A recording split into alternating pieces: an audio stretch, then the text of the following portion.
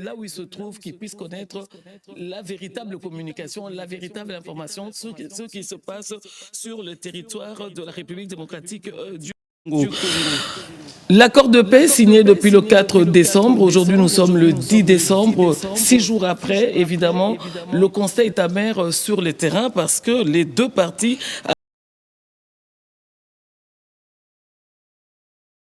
des hostilités. Excellence, qu'avez-vous à dire justement sur le terrain? Qu'est-ce qui se passe réellement? En premier, je voudrais vous remercier pour le travail de mobilisation et de sensibilisation que vous faites dans le cadre de Congolais Téléma.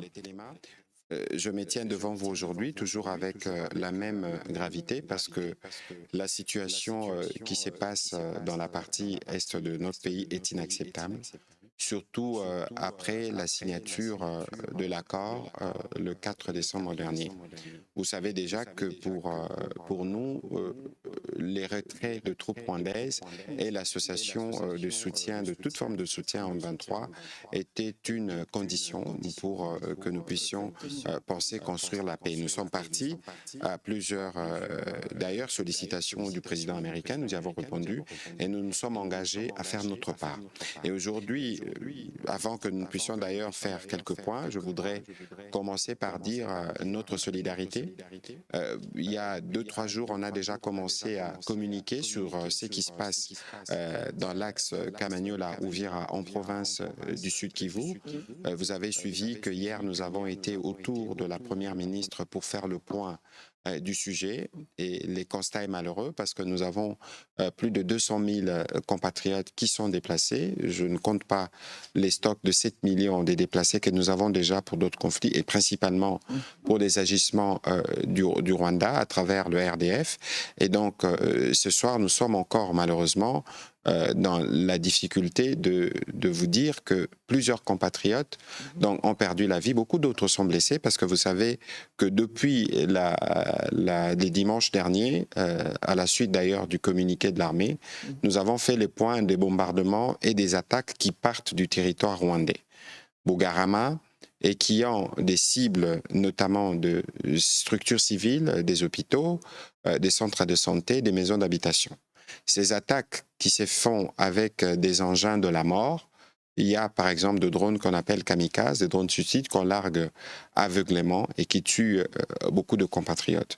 Et vous savez que généralement pour nos forces armées de la République démocratique du Congo, dans les règles d'engagement, nous tenons compte de plusieurs choses, notamment le fait que c'est sur notre territoire que ces violences se font et ce sont nos compatriotes qui perdent la vie ou qui sont blessés. Au moment où je vous parle, on a au moins déjà recensé 83 blessés.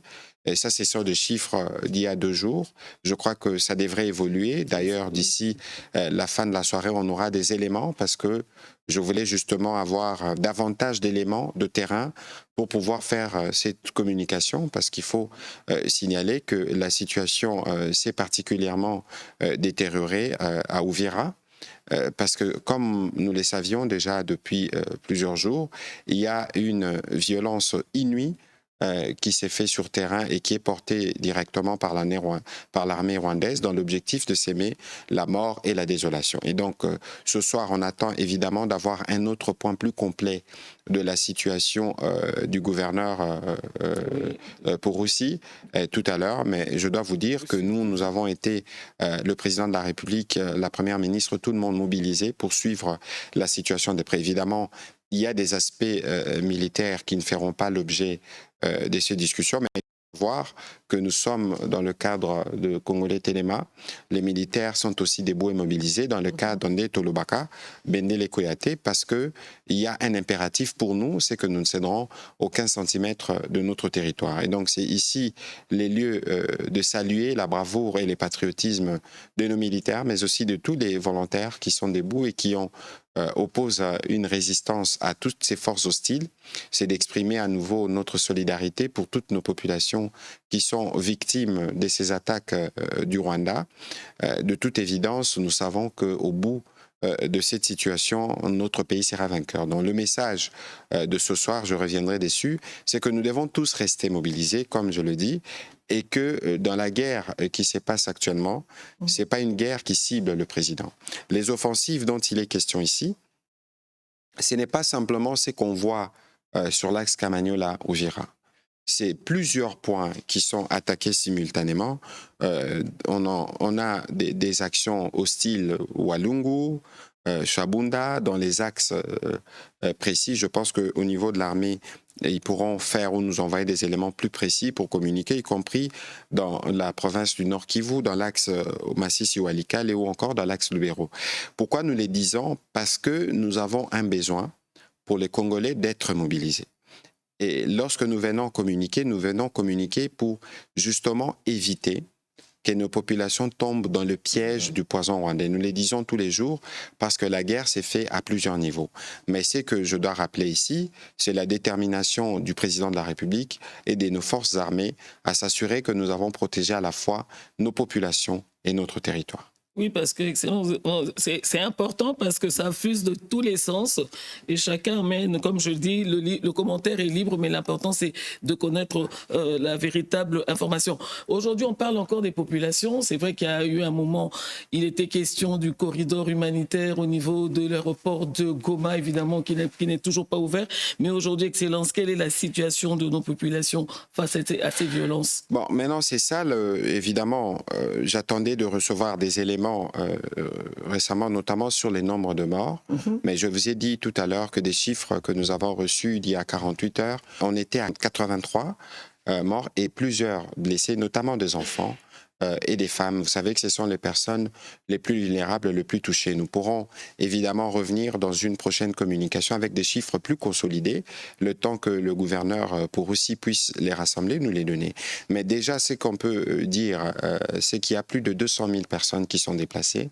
Et au moment où je vous parle, il y a beaucoup de compatriotes qui sont encore en train de se déplacer pour éviter justement de tomber dans les pièges de ces envahisseurs qui viennent avec le seul objectif de tuer et d'ériger un système de gouvernance par crime. Sur la question humanitaire, évidemment, c'est une priorité pour nous.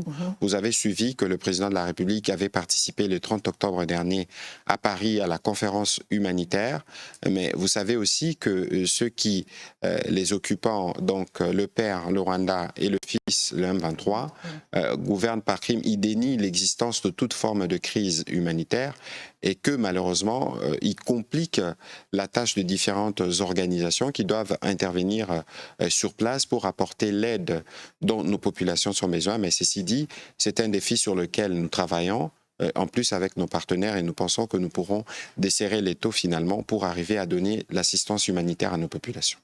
L'accord signé depuis le 4 décembre, il n'y a pas de garde-fou, il n'y a pas de sanctions aux personnes qui ne respectent pas, aux partis qui ne respectent pas, parce qu'on se dit peut-être que c'est signé devant témoins, plusieurs témoins, peut-être qu'il y a des sanctions, peut-être qu'il y a des garde-fous. Ben, de toute façon, nous savions que le Rwanda n'était pas de bonne foi dès les débuts. Ah, dès le début. Dès le début du processus, mais il fallait les confronter jusqu'au bout parce que nous croyons à la médiation américaine.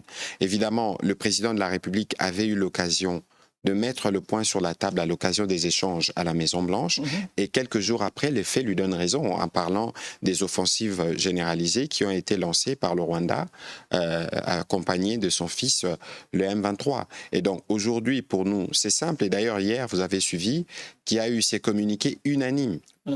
Du groupe de contact de tous les partenaires internationaux, ça veut dire les États-Unis, la Grande-Bretagne, la France, qui demandent au Rwanda de cesser toutes ses activités et de se retirer du territoire de la République démocratique du Congo. C'est un bon début, mais ce n'est pas suffisant parce qu'aujourd'hui, le Rwanda ne peut pas se permettre de faire un camouflet au président américain. Je rappelle que la signature a été faite à l'Institut Institute for Peace, comme United States Institute of Peace, mais qui est devenu Institut Donald Trump. Donc c'est la première grande activité qui a été organisée dans ces sites qui porte le nom du président américain.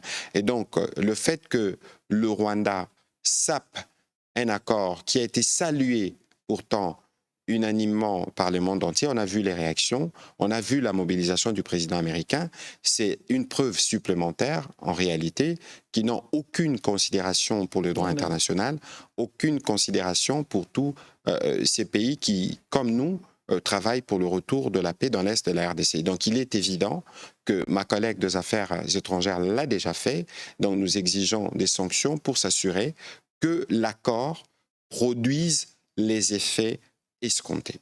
On ne peut pas continuer à laisser prospérer tous ces massacres et tous ces crimes qui sont commis sur des femmes, sur des enfants, de manière impunie pendant longtemps. Et vous avez, si vous avez lu les communiqués qui est ressorti, il parle de ces engins dès la mort, de ces drones qu'on envoie sur des objectifs civils parce qu'il faut s'aimer la terreur. Et donc nous allons nous assurer, dans le cadre de notre action diplomatique, de porter les messages pour s'assurer que les autorités américaines qui sont les garants de cet accord puissent utiliser leur influence et d'autres outils diplomatiques pour contraindre le Rwanda à quitter le sol congolais.